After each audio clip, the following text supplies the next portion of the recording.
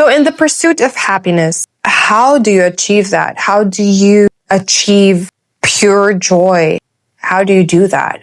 These are just some of the questions that I ask myself. And I've learned it through the course of my life, through observing people, listening to their stories, and through my own experiences as well.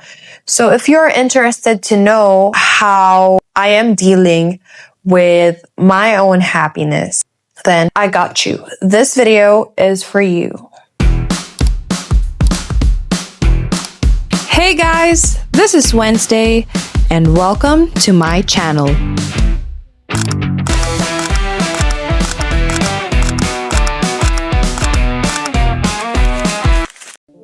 Hey guys! So first and foremost, Happy New Year. So this video is for those of you guys who are in pursuit of happiness, just like me.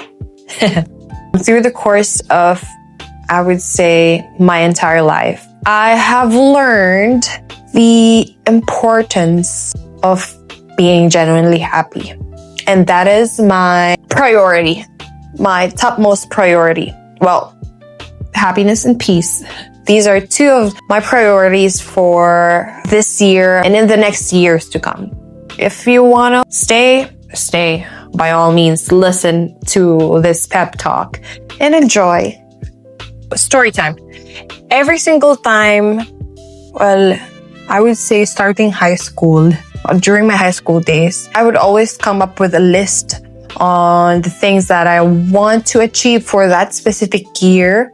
And it's not just a New Year's resolution for me, but it's the goals or the things that I want to achieve within that year. Then what's so funny is because what was once a tradition for me, I didn't even come up with a list that I want to go for 2026. But when my friend asked me kung ano ba yung, di ba kasi nauso na yung vision boards, I did that last year, but seems like God has a different plan set out for me, and that's okay because I'm beyond grateful. When my friend asked me what's in my vision board for this year, of course, on top of me buying a house and a car for my family and starting a business, the list goes on. By the way, on top of all of it, on top of all of these materialistic things that I would want to achieve, if not for this year, but in the next coming years, I was asking myself, like, ano ba talaga? What do I really want? And then I thought about what my sister told me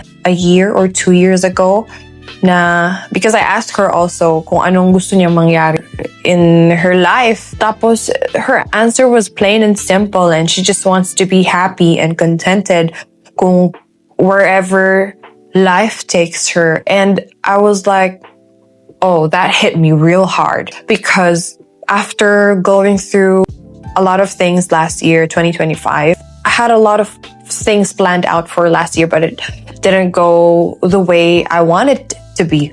But yun nga, I came to realize na I just want to be happy regardless din kung saan ako dalhin ng life. Regardless if I would achieve the things that I have in mind for this year or not, I just want to be happy and I want to be contented. And by doing so, I know na it's not going to be easy because first and foremost, a lot of things can happen within a month, within a year, you'll never know. And just like last year, I've gone through a lot of ups and downs, mentally, emotionally, and physically.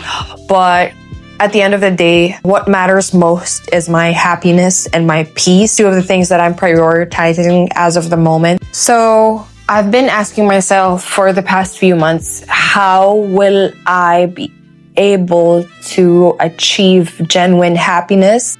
My answer to that question was my happiness, my peace, my responsibility.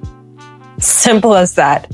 So the moment that I stopped depending or relying on others for my happiness was also the same moment where I find peace and genuine happiness. Kasi I came to realize that if you let other people take the responsibility for your happiness, then that's gonna be a problem, because what if say, for example, I relied my happiness on a friend or a thought.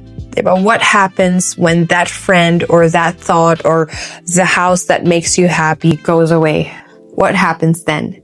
If you do that, then there will be moments of sadness. But for me, being happy, being joyful depends on how contented you are with whatever it is that's given you, and that brings forth peace. I hope that makes sense though. Although I have to admit, it's hard. It's hard to apply it all the time because I'm also only human.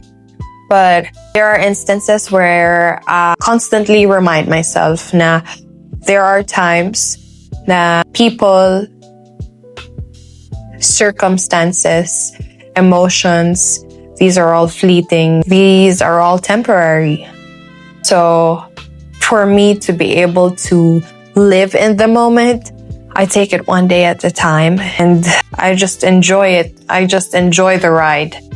I just enjoy the day regardless if sobrang dami ko ng problema, sobrang dami kong iniisip. But yeah, this is life. I mean, the more that you age, the more that you are exposed to life's challenges, the more chances of you na para bang, in a sense, your mind is being honed by these circumstances, by these challenges. I try to do a lot of things, expose myself to new experiences, because that's my way of growing and at the same time knowing if it's for me or if it's not for me, if it's something that I would like and that I'm happy to do. How would I achieve happiness and peace in this stressful and chaotic world? Especially when you're faced with a challenge, how do I achieve that? Sometimes it gets too overwhelming for me to the point I'd freeze. In times like these, what I would always do is to pause for a moment, for a few seconds, take a step back, and then pray for it.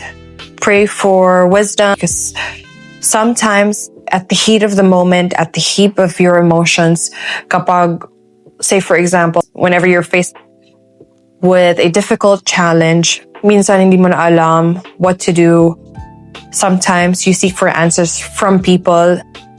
But what's funny is almost all of the time, we all have the answers within us. But then again, you seek for answers in the wrong people. And dapat we should be seeking answers from the Lord. Like in my journey or in my pursuit for happiness, I learned to appreciate life for what it is and for how it's working for me, for my own good, regardless if I am faced with a very unpleasant situation. I try to think of things, especially when I feel really down and somehow in a very depressing state, I would say.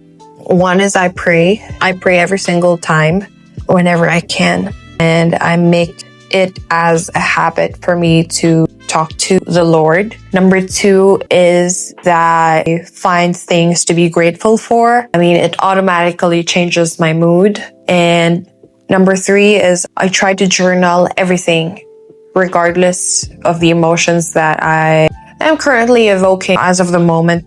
Number four is I exercise. It really helps me a lot to exercise. And at the same time, number five, listen to music that makes me feel good and uplifts my spirit somehow. Number six is I do a lot of self-talk. I constantly do self-checks. It helps me in a sense that whenever I do my self-check, I try to see the things or the areas that I need to improve on.